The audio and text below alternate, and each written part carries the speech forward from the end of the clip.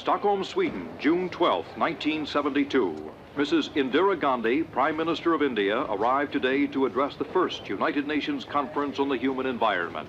It is clear that the environmental crisis which is confronting the world will profoundly alter the future destiny of our planet.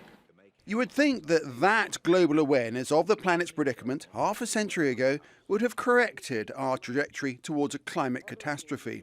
But instead, more coal, more oil, more gas was burned. And we are where we are today, in a world where biodiversity is in collapse, where deadly heat waves and wildfires tell a grim truth, where environmental disaster seems to be a weekly event somewhere in the world.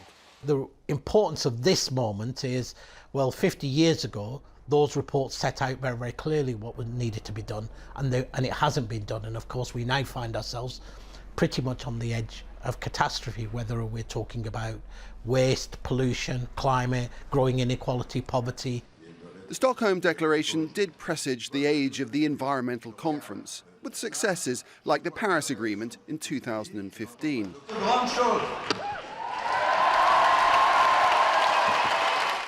But these events are at the intersection at which science and political self-interest collide, and progress can be elusive, to say the least. But progress is needed now on some perilously important issues, like how the planet feeds and powers itself. We couldn't be in a more important place in the history of society, I would say. And so I think it is critical that people turn their eyes towards Stockholm and really see it as a key moment. In 1972, we saw the early days of environmental activism. They awarded a series of prizes to the Olympic champions of pollution. May we have the first award for automobile pollution? The protest movement has moved on since, but the message is the same, spearheaded today by another product of Stockholm. This has been a time where we have been reminded of how vulnerable we are. Our current predicament reinforces a point made 50 years ago, which today is more valid and troubling than ever.